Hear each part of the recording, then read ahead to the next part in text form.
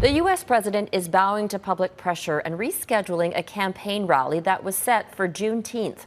That's the day to commemorate the end of slavery in America. But the criticism wasn't enough to force Trump to reschedule a controversial speech today.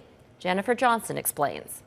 With cadet social distancing, U.S. President Donald Trump addressed more than 1,000 graduates of West Point Military Academy in New York. I want to take this opportunity to thank all members of America's armed forces who stepped forward to help battle the invisible enemy, the new virus that came to our shores from a distant land called China.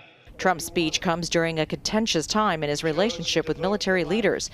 A number of them, including Defense Secretary Mark Esper and Joint Chiefs Chairman General Mark Milley, have accused the president of politicizing the military when he suggested using soldiers against protesters in the wake of George Floyd's death, but he did not address that.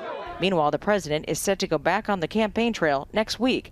Late Friday, he reversed course, changing the date of his campaign kickoff rally in Tulsa from June 19th to June 20th. Tulsa has a long history of racial tensions, and the 19th is known as Juneteenth, when African Americans mark the end of slavery. Think about it as a celebration. The president has several upcoming rallies as cases of COVID-19 continue to rise in at least 14 states. We've already uncorked the genie.